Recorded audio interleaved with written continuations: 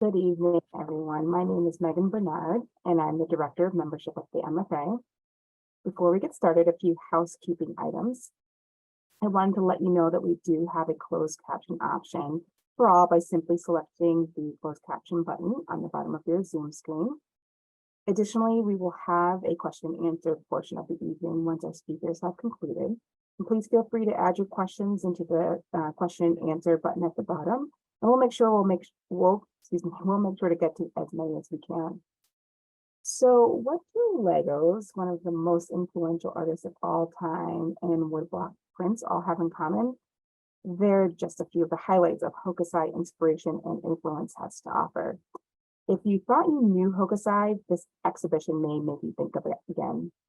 The sheer volume depicting his influence, Hokusai is more than just a great wave. Hokusai is the great wave, a wave of influence spanning across time and space. It's a story really only the MFA can tell. As home to one of the largest and most significant collections of Hokusai's work in the country, Sarah Thompson, the curator of Japanese art, and Kendall DeBoer, curatorial assistant in the Department of Contemporary Art, have joined forces to bring you an experience you won't soon forget. I would like to thank you all for being with us this evening as we settle into our comfortable corner of the world to hear from Sarah and Kendall. I'd be remiss if I did not thank all of our members, our most dedicated audience, for your support. You make an indelible mark on our MFA, and we would not be the museum we are without you. I now invite you virtually into our gun gallery on a personal journey through the world of Hokusai. Well, welcome everyone. Megan, thank you for that lovely introduction. And thank you everyone who's here tonight for Hokusai, Inspiration and Influence. That's the title of our talk, and it's the title of the show that's up now at the MFA. So you can think of this as a preview if you haven't seen it yet, or an explanation and behind the scenes look at the thought process if you have seen it already, and perhaps you'll be inspired to go back and look again. The basic idea of the show is to show this very, very famous artist, Katsushika Hokusai, from a new and different viewpoint, to look not only at his work on its own, but to look at many other artists who over the years were influenced or inspired in some way by him. Now, my original plan when I started thinking about this show was that I would do about half Hokusai, since we have such a rich collection at the MFA, and then about half works by other artists. But we found more and more and more, and especially after Kendall came on board, we found all kinds of wonderful things. The way it worked out in the end is about 1/3 of the show is works by Hokusai himself. About another third is works by artists working in Japan during Hokusai's lifetime. So that would include his teacher and other people who influenced him, his own students, and then the other Japanese artists, especially print designers, who were influenced by Hokusai. So remember, these prints were commercial products. The artists and publishers were in competition with each other, and they stole all kinds of ideas from each other, and it went back and forth. Then finally, roughly about a third of the works were made after Hokusai's death in 1849 by artists all over the world, right up to the present day, who have been inspired in some way by looking at his work. During Hokusai's lifetime, 1760 to 1849, Japan was almost, but not completely, cut off from the outside world. However, just a few years later, in 1853 to 1854, everything changed completely. The policy of isolation was ended, and Japan began trading with the outside world once again. So all kinds of Japanese goods were sent overseas, including works by Hokusai and other Japanese artists. I show you here, of course, that very famous work, The Great Wave. You'll see it again later. It's a color woodblot print. It was made in large quantities. We don't know exactly how many, probably several thousand. At the time, it was inexpensive, so lots of people could have one. Lots of people could see it. I show next to it a work by one of Hokusai's pupils. This was probably his most successful student, an artist named Hokke. And he also has learned Hokusai's characteristic way of drawing water, as you see. In the lower right, the lower left corner, excuse me, that is a print, also a color print, the same size as Hokusai's wave, but turned in the other direction. It's by the second important Japanese landscape print artist, Hiroshige, and it is very similar to Hokusai's wave. It's actually based directly on a book illustration by Hokusai. So this is an example of someone who was not a student of Hokusai, but rather a rival, but who was getting ideas from him nevertheless. And then finally, in the lower right corner, symbolizing all those artists in 19th century Europe who were just bowled over by Japanese art and who particularly like Hokusai, there is a satirical French print from 1894 with the wave knocking over a man in a boat. And you can see that he's an artist because at the left edge is an artist's easel flying out of the boat. So these are the kinds of things that we'll be showing. Could I have the next slide? Thank you. Okay, I mentioned that we go right up to the present time. And the original idea was that we would draw mainly on the MFA's own collection with just a few loans. We did pretty quickly realize that in order to have a good representation of contemporary art, we would need to borrow more heavily and bring in more loans. And that's what Kendall will be talking to you about in just a little while. Meanwhile, here are two things that are contemporary that we did have in the MFA collection that are included in the show. The wonderful chest by John Cederquist. That is actually a functional chest of drawers. The drawers pull out. This very witty depiction of waves painted on wood. And Cederquist has an interesting relationship with giant waves. Most of us would find them very frightening, but he is a former surfer. So a great big wave is a wonderful thing to him. The Annabeth Rosen sculpture, that is actually ceramic mounted on wire armature.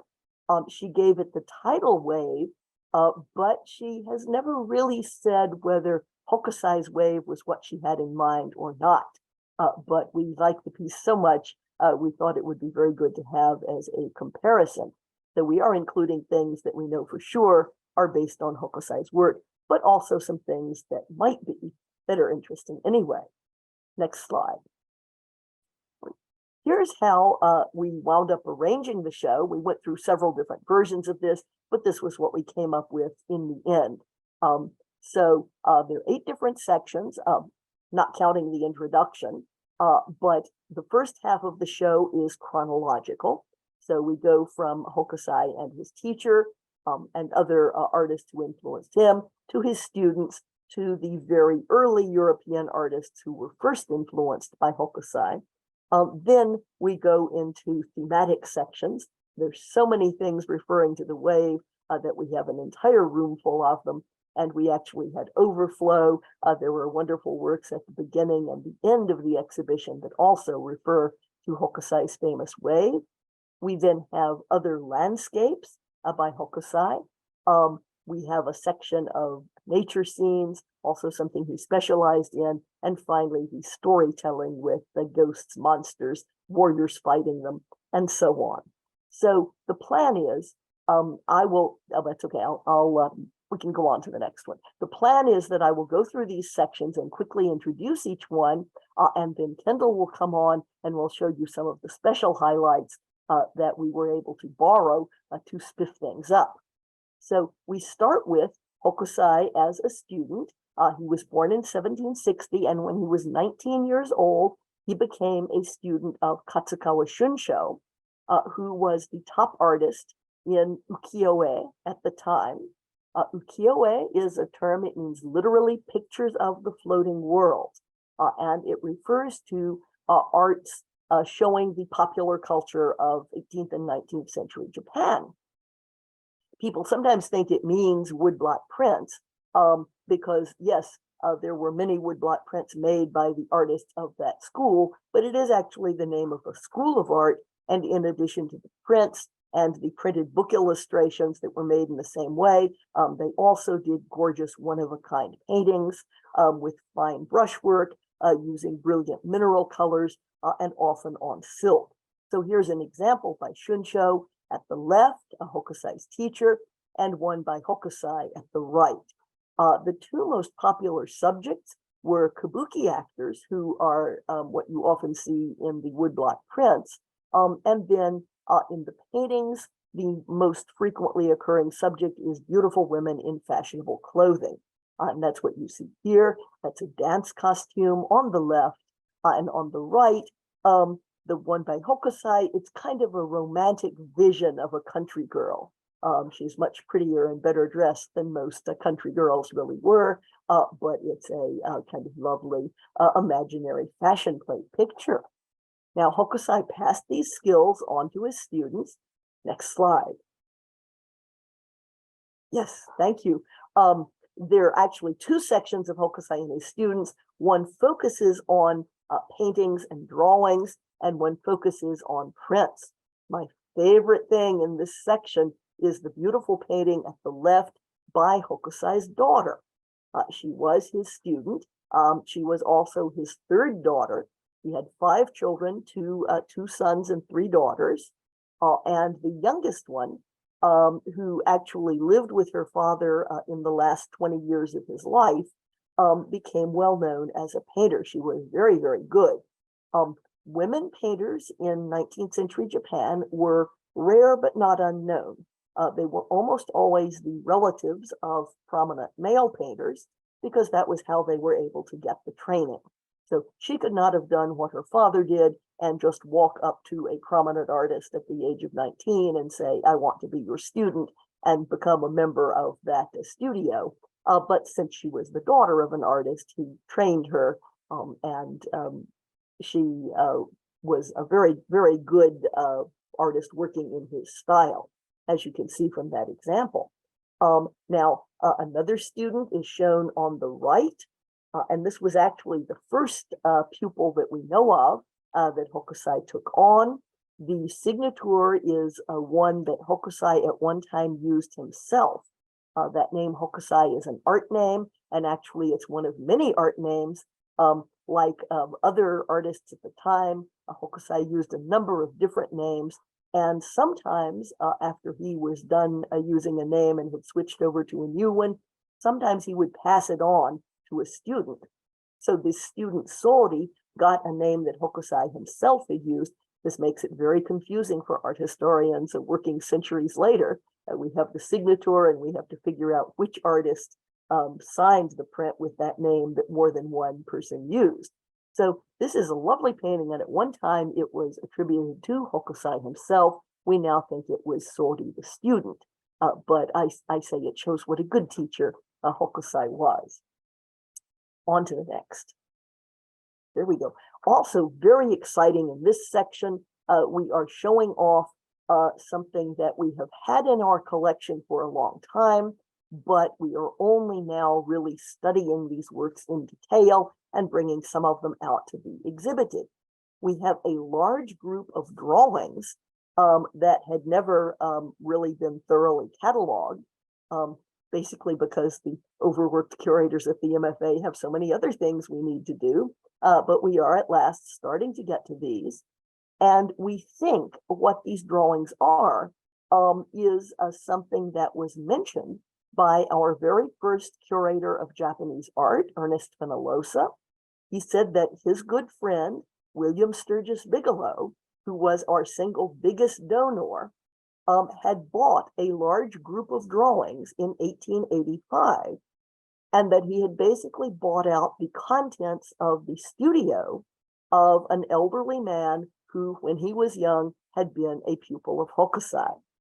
So we've got all these drawings in the style of Hokusai. They are in a wide variety of levels of skill, some of them really good, a few that we think actually are by Hokusai, such as you see here, and quite a number of others that are not as good. But the way that students learned was by copying things that their teacher had drawn. So he would draw, they would copy, they would get critiques of their work from the teacher, and therefore there were lots of drawings left, and we're investigating the ones that we have. Next, please. Okay. The next section looks at prints that were designed by Hokusai and his pupils, and many of these are a special kind of print known as surimono. These were privately commissioned prints. Now, as I mentioned, most woodblock prints were commercial products. They were mass-produced and sold in stores. However, it was also possible for well-off clients to commission something special from the publisher, would be made in the same way, but it would be just for them. So you could special order a print to be made just for you. And because these were made for rather well-off people and the customers paid for them up front, therefore they could be very, very lavish. They often have many beautiful colors. They typically are printed on heavier paper with very high quality printing. And sometimes they have metallic pigments such as imitation gold and silver added to them. They're very, very gorgeous. Most of the people who commissioned these special prints were amateur poets. It was one of the customs of the poetry clubs. This was a popular hobby among Edo period intellectuals to get together and compose poems. And for their parties, especially at New Year, which was the big holiday, they sometimes would bring in beautiful prints illustrating the poems, and they would exchange them with each other. So it's a little bit like a holiday greeting card, somewhere between that and a present exchange at your big New Year party. So that's why I called it Prints for Poets. The Books for Artists is another section that begins here with the students, and then, as we'll see, it goes on and spreads around the world. But Hokusai's first big hit was a series of how to draw books that were actually put together by his students. This is the so-called Hokusai manga. That's the title of the book, which was first issued in 10 volumes from 1814 to 1819. Later on, 5 more volumes were added. And it was put together by his students when he visited the city of Nagoya. Hokusai lived in Edo, which we know today as Tokyo. But in 1812, he went to Nagoya.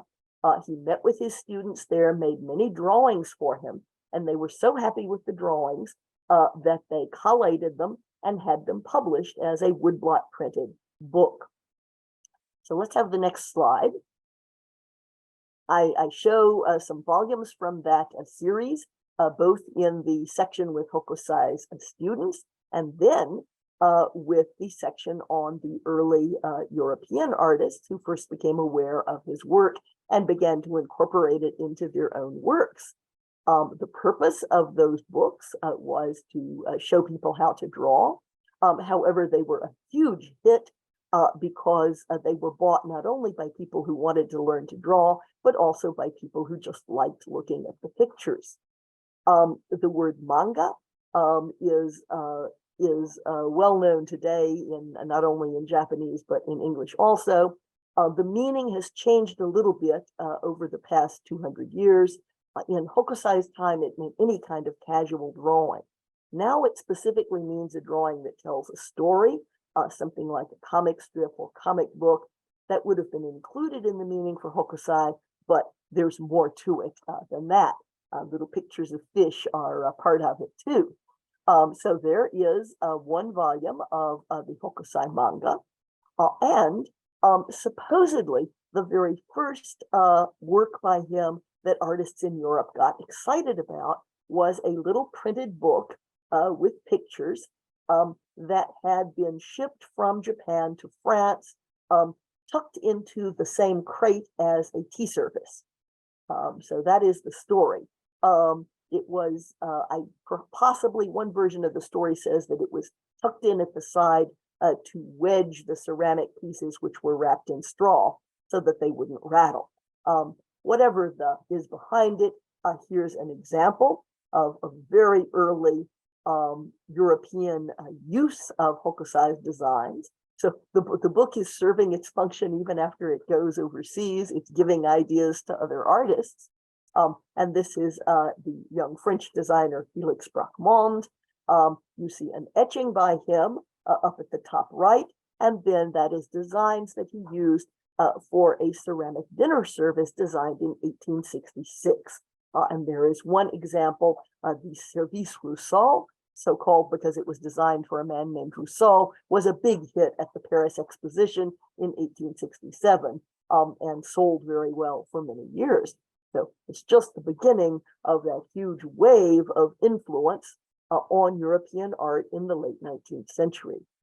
Now we switch over to thematic things. There we go. The next section is the wave room. And I'm kicking myself because I did not put in a slide showing the Lego wave. I wish I had, but you can see it for yourself and you can see it on our social media. Right in the middle of the room is the Lego wave, which we like very much. And then there are many, many things. I'll show you just a few of them. There is the original Great Wave. And as I said, people are often surprised that it's quite a small object. It's only about 10 inches high by 15 inches long, roughly the size of 2 sheets of printer paper together. But it has had a huge influence, partly because it was small, it was cheap, it was portable. There were thousands of it originally made, although at a guess, we think maybe about 200 of them are left. The museum, the MFA has 7 of them. Although I have to say some of them are in such bad condition that we wouldn't exhibit them. But this is our nicest one that we can exhibit. Also, I said 1790s to 2020s. There's an early example by Hokusai where he's thinking about waves and getting the idea. And then here is the one thing I'm going to show that we borrowed, contemporary work by Nara Yoshitomo, very famous contemporary artist in Japan. And this is actually a print made by first his painting over a reproduction of the original and then making a color Xerox of it.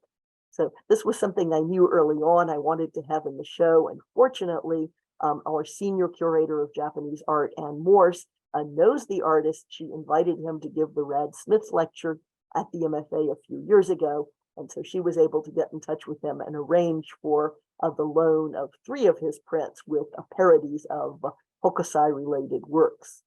Okay, next slide, please. Thank you. So moving on from the wave room, we have a whole large section of other kinds of landscapes, and we have an entire wall of beautiful waterfalls. You'll see more of them that Kendall will show you. But here is just one example of an artist who was influenced by Hokusai right here in Boston. This is Lois Maylou Jones.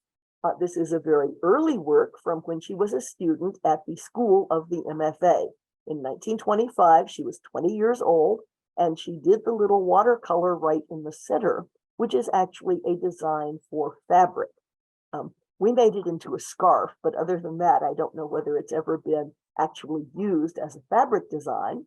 But this very clever repeat pattern, which as you can see is based on 2 woodblock prints by Hokusai. Hokusai's second great hit was, of course, the color print series, 36 Views of Mount Fuji, including the wave and many other wonderful designs. And he then continued to do various landscape series, including a series of waterfalls.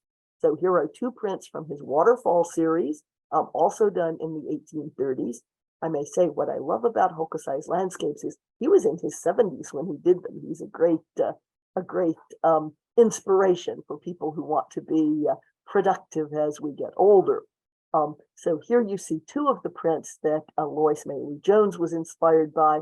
And I particularly like the fact that these works were given to the MFA in 1911. She did her design in 1925. And I wonder whether it may have been these actual prints that she looked at when she did that design. So if that's the case, here they are reunited again. Next, please. Okay. Another thing that Hokusai did that was a big hit in the 1830s was his nature prints. So as I mentioned, the main subjects of ukiyo-e, when Hokusai was first learning about those popular prints, were kabuki actors and beautiful women in high fashion kimono. But there had been other subjects all along. There were scenes from history, landscapes, nature, and so on, but none of those things were really hugely important. If you wanted a best-selling print, actors and women were your best bet. Hokusai changed that with the Fuji series. Those became enormously popular and just flew out of the stores. And then he also had a big hit with his floral series. Then again, these later on went to Europe after his death. And in late 19th and very early 20th century decorative arts in Europe and in the United States, there's a very strong Japanese influence. You can't necessarily trace it directly to particular images by Hokusai, but there are lots and lots of things that are very, very similar. I love these kingfishers in Hokusai's print, and then on the Dolton vase. I'm very grateful to my colleagues at the MFA in the departments of Art of Europe and Art of the Americas, because they found terrific things in their collections that they let us use for the show. So here is something from Art of Europe, the lovely Dolton vase. And could I have the next slide? Yes, the fish. This is from Art of the Americas, the Fish Window by John Lafarge, who did many beautiful stained glass windows in the Boston area, in churches and houses and so on. And in the exhibition, we have an entire wall of carp centering on this beautiful stained glass window, and then showing other works such as the fan print by Hokusai with a carp in a very similar position. Okay, next slide. The final section, I thought of it as Heroes and Monsters. Then I changed that to Heroes, Ghosts, and Monsters, where Hokusai really shows off his imagination. He did a number of so-called warrior prints, basically showing heroes fighting each other or fighting different kinds of monsters. And he used his imagination for wonderful ghost prints. The one that you see here on the left is from a set of 5 color prints showing ghosts. And happily, we have all 5 of them in very good condition.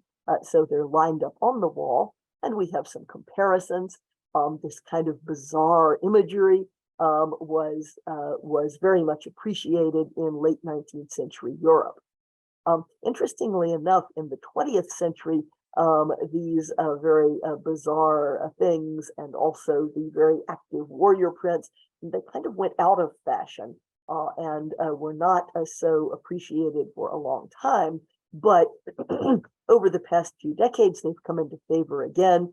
People really like the warrior prints now because they're so similar to manga in the present day sense, and also anime, the animated movies. These often feature bright colors, lots of action, heroes who may be kind of strange looking, and so on. And people can't help but notice that already back in the 19th century, artists were doing things like that. Next slide. This is what we wind up with, so that you can go out of the Hokusai section with a kind of good luck wish. Hokusai's painting on the left is a figure from Chinese folklore who became very popular in Japan also. He looks kind of scary. He has a big bushy beard. He's usually carrying a sword. He is kind of glaring and looking very fierce, but actually he's looking scary in order to scare away demons. He's a good guy and he's on your side. It was thought that if you put up a painting like this, it would scare demons away from your house. And Hokusai did it in red because red was a good luck color that would help with that function of scaring away the demons. So the poster that you see on the right, it's labeled Collection of Sarah E. Thompson. because I bought it online for about $10. But I put it up because there's a certain similarity of the subject matter. It's a kind of traditional concept that you see here in modern form.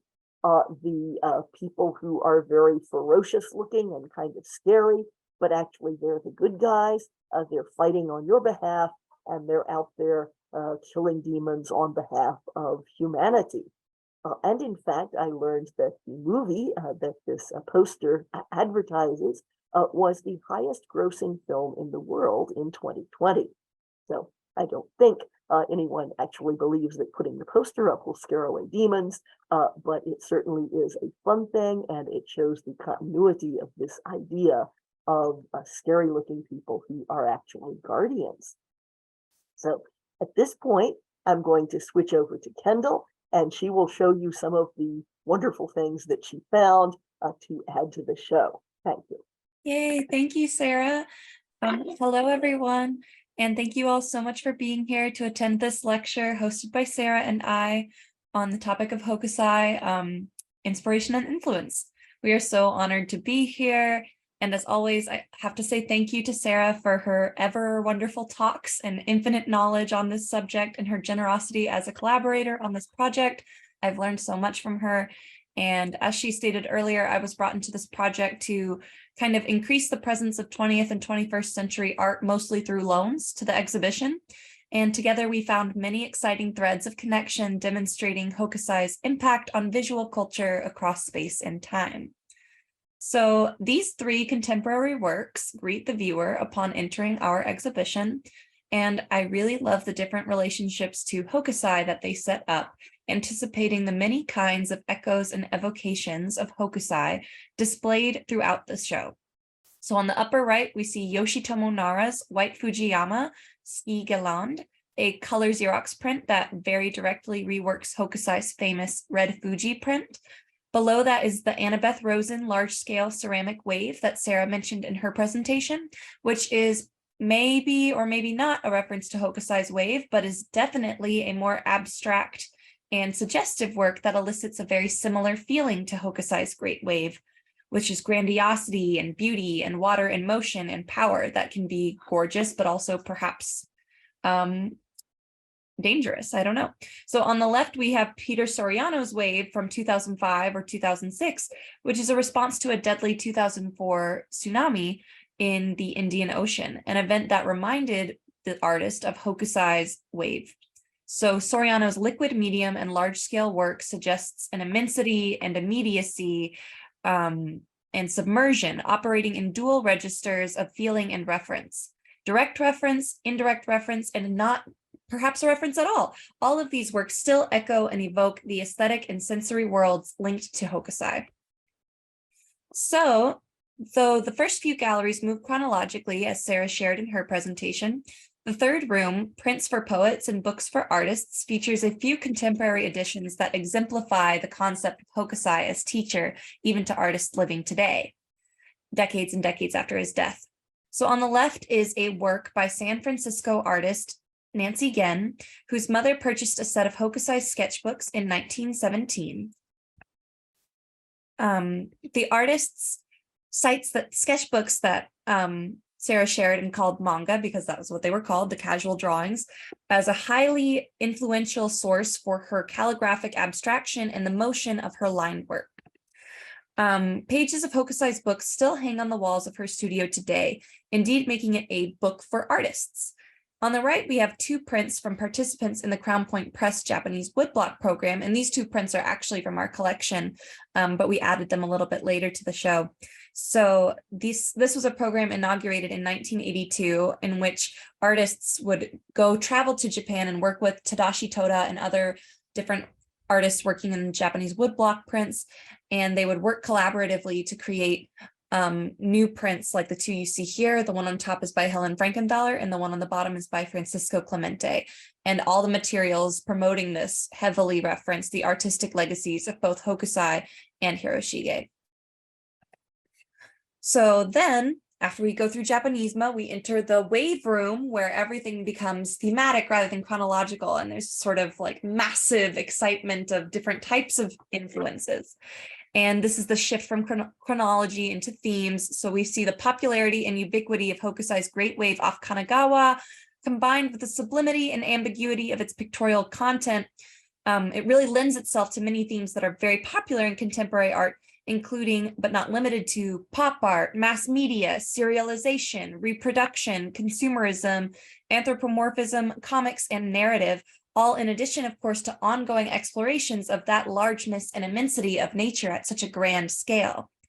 So we were really, really excited and thrilled to bring Drowning Girl by Roy Lichtenstein from 1963. We got this on loan from MoMA to the MFA. And it's particularly exciting because although I had a hunch that he might be interested in Hokusai, while I was researching this, I found out that it is definitely an intentional reference. This artist believed that he saw versions of Hokusai's Great Wave off Kanagawa in popular cartoons and comic book strips that were serialized at the time, such as this panel of Tony Abruzzo's Run for Love in Secret Hearts number 83. He stated, Lichtenstein stated, quote, "In Drowning Girl, the water can be seen as Hokusai. Cartooning itself sometimes resembles other periods in art, perhaps unknowingly. They do things like the little Hokusai waves in The Drowning Girl. But the original comic wasn't very clear in this regard, and why should it be? I saw and then pushed it a little further until it was a reference that most people will get. It is a way of crystallizing the style by exaggeration," end quote. So what Lichtenstein is saying here is that he thinks that Hokusai's work is already so influential and popular that it has entered the sort of consciousness of American artists and popular artists drawing their comic books. And he wanted to pull upon not only that comic book imagery, but that art historical legacy of Hokusai at the same time. And Lichtenstein was drawn to Hokusai due to a spirit of what Lichtenstein saw as mixing the high and the low, mixing these two different types of things are something that Lichtenstein is also interested in mixing oil painting with American comic book strips and Hokusai's woodblock prints. And this makes a lot of sense because comics are a mass-produced print medium, much in the spirit of a woodblock print. Commodity culture, popular appeal, and mass reproduction also inform these takes on the wave. On the left is a drawing by Andy Warhol, who is known for his silk screens of popular cultural images like Campbell's soup cans, Brillo boxes, and Marilyn Monroe, but is also known for recreations of iconic artworks like the Mona Lisa or Botticelli's Birth of Venus. This drawing on the left here indicates that Warhol likely saw Hokusai's wave as another famous, celebrated, iconic image and commodity that is not only canonical in art history, but something that is transcendent and larger than life. On the right, we see the Yoshitomo Nara Xerox print that Sarah showed, where he has rotated Hokusai's wave clockwise by 90 degrees, transforming the wave's crest into a cascading, curling kind of hairstyle, framing a mischievous face with red dripping lips. He has turned the wave into a mischievous character, narrativizing the scene with a sort of panache, almost as if it were a panel from a comic book strip. But above these images hangs a different kind of wave, which is this ceramic work by Linda Sorman called Rogue Wave Sketch Study, and it hints at what is around the corner, which I'm going to give its own slide. Linda Sorman, because we have dedicated a large footprint of the exhibition to her work, and we believe it's a really exciting, unexpected surprise in the heart of the exhibition. So Sarah and I were prompted with the suggestion to add something with scale, sound, media, and disruption to the exhibition. And I had recently encountered a large multimedia by Sorman at Mass MoCA named Stream, which Sarah actually had also seen recently. And this installation is evocative of the feeling of a deluge or a mounting tower of water, precarious and ready to collapse. And I loved this work so much, and I just wanted to call Sorman because we already had that small sculpture of hers, and I was curious about her relationship to something like Hokusai. And she started laughing and she said, "How did you know?" She continued that she had this sort of inside joke to herself about Hokusai's wave and its sort of universal presence as this massive towering entity in art. And she was interested in it at first kind of as a kitsch object, but as she came to visit us at the MFA and Sarah showed her these prints in person, it became even more visceral and aesthetic as a source of influence as she was working through her project here. Most of Sorman's work is about migration, and The arrival of the wave as a widely circulated and celebrated object is one part of a much larger, fragmented, and complex diasporic experience, which Soorman tackles in her work, specifically through exploring her family's roots in Indonesia, Thailand, and China. So Soorman's fragmented, nonlinear, and hybridized work seemed like an amazing fit for a multimedia departure in the center of the exhibition, nested right in between the wave room and the landscapes room.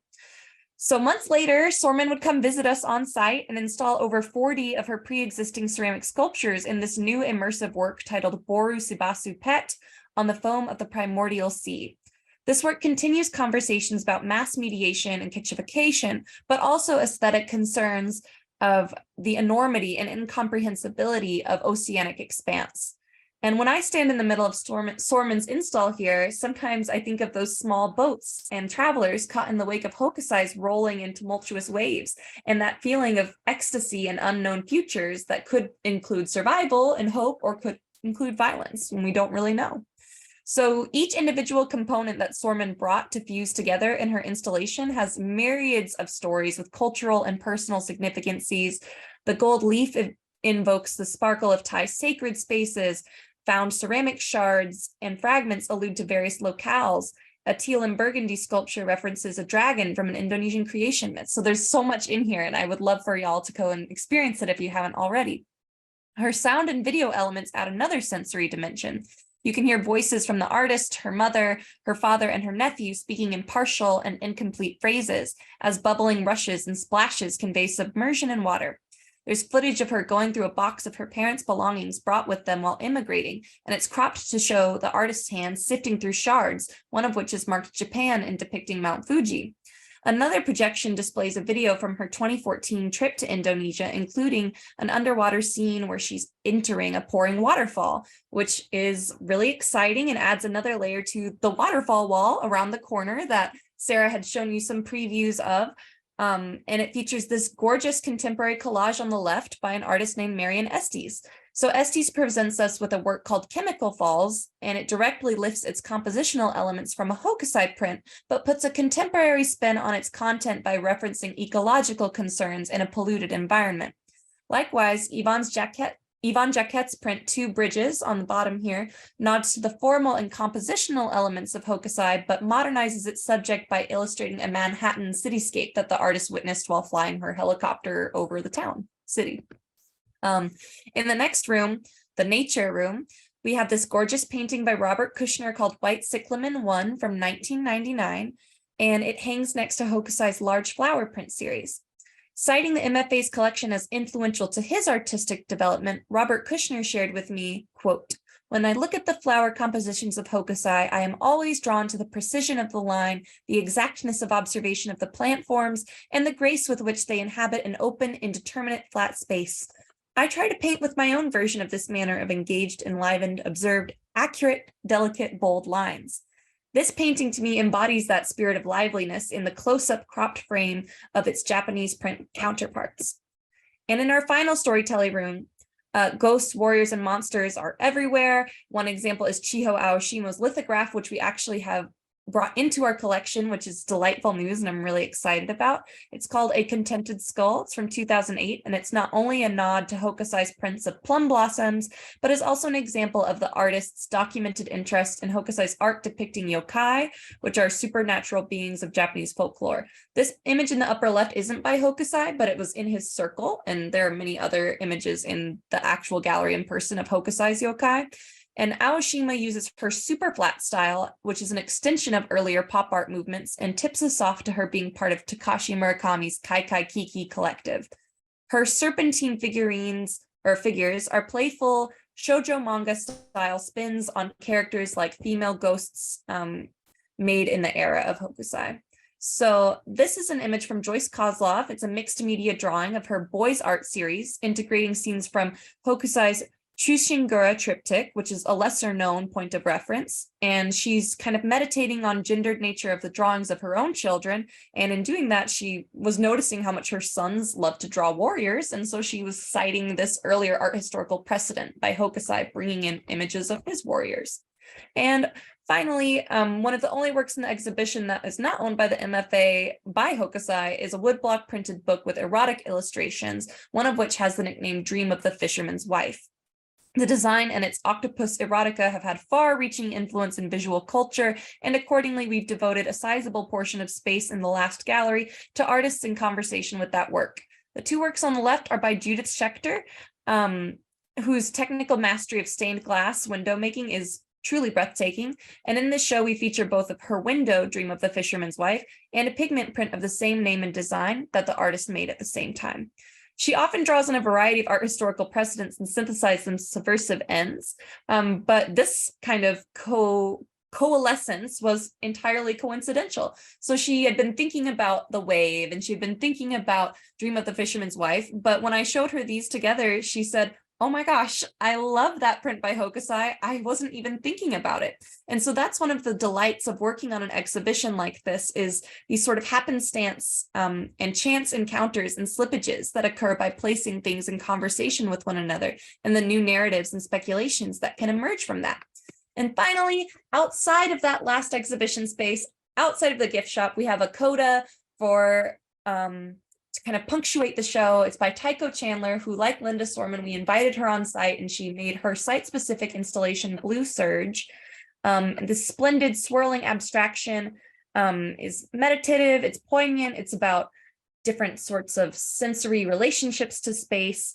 And we like that there's multiple kind of moments that have large abstracted waves, like at the very beginning with the Peter Soriano and Annabeth Rosen, Linda Sorman in the wave room in the middle, and now ending with Tycho Chandler's Blue Surge.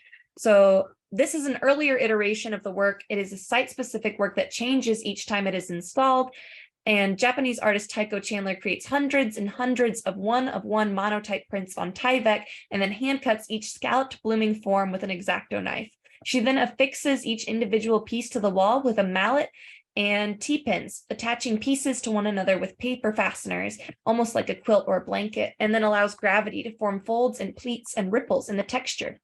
On an immediate sensory level, the work gives us the feeling of water or a wave because it's a blue surge. It's a gush, a swell, a billowing, bulging, swirling tide. Its scale is monumental as it towers above the visitor. And I think of an emotional echo. I think of the largeness of the great wave compared to the three small boats bobbing in its wake. But combining that sensorial beauty with a sense of turmoil, this work is also decorative and ornamental and gorgeous with its blue surface, even though it's also a whirling vortex. So we think this work is a poignant endnote because it toes the line of being both in the orbit of Hokusai's influence, but also not necessarily an overt nod. The artist wasn't thinking of Hokusai's wave when she made this, but she does often recall an anecdote about growing up in Nagano, Japan, and a field trip in which she encountered an artwork that really impacted her.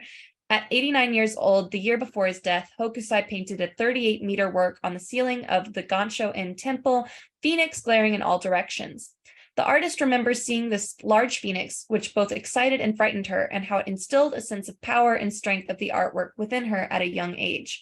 She visited that temple on a school trip, and she says that even when she's not thinking of Hokusai, these memories are always inside of her and part of her. And when I think of that monumentality and combined beauty and terror and lifelike quality she attributes to the phoenix, I see that in the swirling, curling, animate forms of Blue Surge.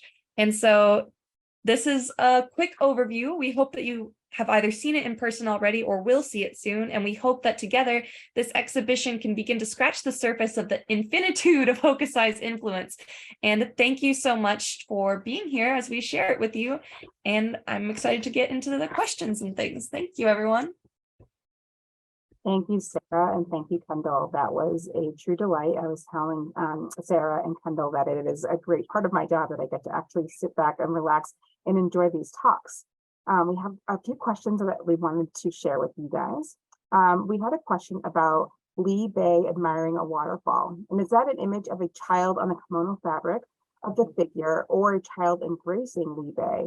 And there's a comment to say, thank you for curating such a great show. Mm-hmm. Okay, I think that's one for me, since that's the Hokusai painting. Yes, the children there are two of them, actually. They're two little boys, and they are real. They are holding on to the great poet Li Bai, also sometimes pronounced Li Bo. in order to keep him from falling over into the waterfall, because as he composes his great poem, he is very drunk. So that's part of the legend of the great poet, was that he was also a drinker. And in fact, he did later on meet his end for that reason, when he fell out of a boat because he was admiring the reflection of the moon in the water. So that's what the little boys holding on to him are about. That is a good little piece of tidbit to share with your guests when you come to visit the show. Kendall, is there anything known about the comic book artist on which Lichtenstein based his Drowning Girl? Yes, so Lichtenstein looked at several different comic book artists over his time, but Tony Abruzzo worked for DC Comics, as you would know their name now. So the people who do like Batman and Superman and the Joker, like that whole crew is called DC Comics. But he worked mostly on romance novels or romance graphic novels, things that kind of had to do with beauty, fashion, but also like soap operas. So he was more known for that kind of genre of comic books, mostly through the time periods of the 1950s and 1960s.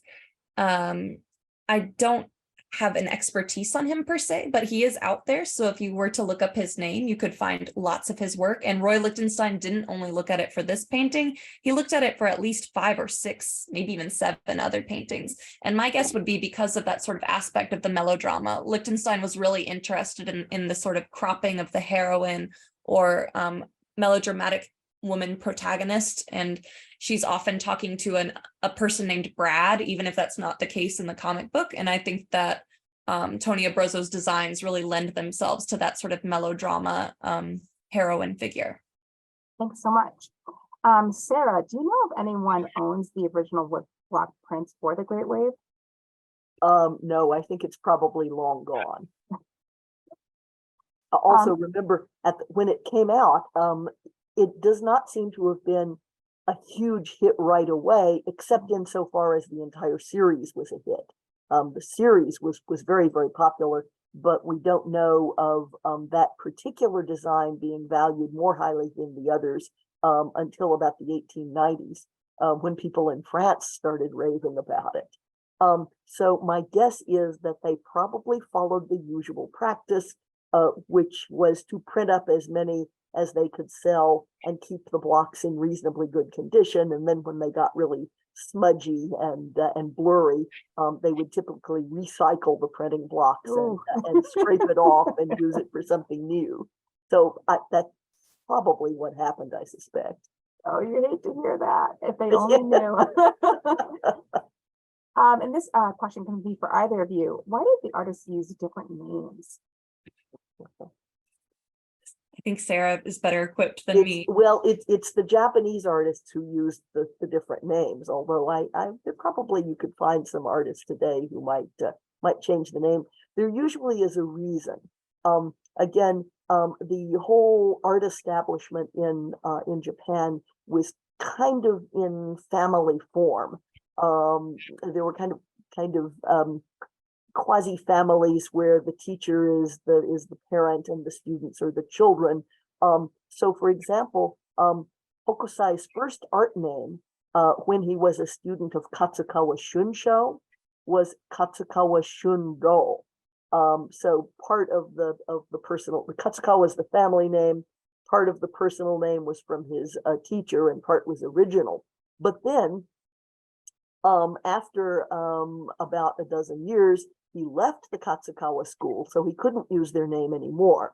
That was when he went to work for some people named Tawaraya, and they were the ones who had the Sori name that he later passed on to a student. So for a while, he was Tawaraya Sori. Then when he became an independent artist, that was when he started using the name Hokusai, which literally means northern studio. And he had a northern studio because he worshiped the stars of the Big Dipper to the north. So there usually is some reason for changing the name depending on the life circumstances of the artist. Thank you. Kendall, can you talk a little bit about how you interacted with the artists who created pieces for the exhibition and what that process is like? Yeah, so bringing in artists to do the work on site. That process involved, meeting the artist, over the phone first, but then also in person, inviting them to fly into the MFA and experience the space. With Linda, she came earlier a few times and she got to spend time with Sarah in the print room, which is great. But then they both came on site for a full weeks to install their work. And so that process involves a lot of different things like coordinating, shipping their work here, but also being on site to help facilitate them putting it up. But then also part of being a contemporary art curator, when the artists are alive, it's kind of good practice to try to reach out to them if you're featuring their work in the show, and if you have their contact information, just to touch base with them about it and see, how they feel about it, or if they do feel influenced, or if they don't, what does that mean, So I always try to reach out to artists and ask them, for example, that Annabeth Rosen wave, which I saw someone asked about the dimensions, which I can provide too, but that Annabeth Rosen wave, I'm in contact with her, but she never answers me directly when I ask about Hokusai. I think she likes it being a mystery, and so artists are human beings just like all of us, so they're just kind of a delight to speak with. And that wave is 72 inches high by 82 inches long and 34 inches wide. It's like roughly larger than a person. It's like a couch. She compares them to actually like lounging figures too. She's called them odalisques before, which is kind of like a charged term that refers to different French paintings of women in the 19th century and earlier during colonial periods. And so she's kind of unpacking that colonial history a little bit too, with these sort of lounging odalisque waveforms. Thank you. And I think this is going to be our last question. And again, we have an email address in the chat for those of you who did not have your question answered tonight, and we'll be sure to get those questions to Kendall and Sarah. Sarah, did Hokusai have people who helped him do good printing? And do you know how many prints of the wave actually exist to this day? Right. Okay, I mentioned them being commercially mass produced. I didn't go into details about how that was done. But all that Hokusai himself did, or any other artist designing prints, was draw the picture. Then there were at least 4 people involved. The artist was just one. The artist's drawing went to the block cutter, who would paste it face down to a block of wood and carve through it to make the printing block. That would be for the outline. Then you would take some prints for that if it was going to be a multicolor print, and you would use them the same way to carve the blocks for the colors. So the block cutter is the second person. Then the blocks go to a professional printer. And that's the person who mixes the colors, brushes it onto the block and makes the prints. They put the paper face down and rub the back. It's all done by hand. But the person who controls the whole thing is the publisher. And everyone else, the artist, the block cutter, the printer, are all employed by the publisher. So that's how it works. But since the artists are not doing the actual print production themselves, therefore, they can be very prolific and do lots of drawings, one a day or more. So often the numbers of prints that a given artist has designed are quite high compared to things like European prints that are more likely to have been produced by the artist completely. How was the other half of the question? How many? Yes, we don't know exactly. Okay. Yeah. There must have been at least several thousand of something like the wave.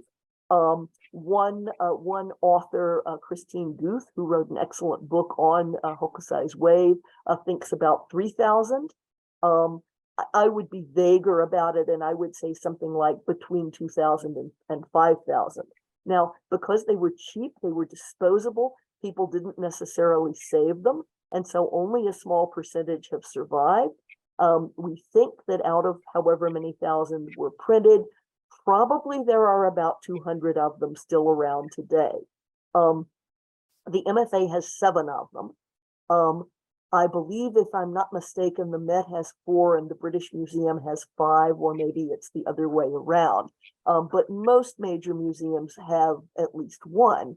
The other question, though, is not only has it survived, but what kind of condition is it in?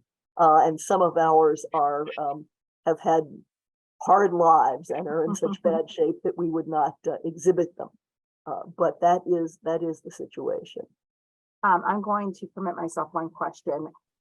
Because there were so many people in the process of the prints, did Hokusai actually make a decent living off of his own work, or was that really stratified across all of the different people involved? Well, he was not paying the other people. The one who was controlling it all was the publisher. So Hokusai did not have to hire the other people. He was one of the ones getting paid by the publisher.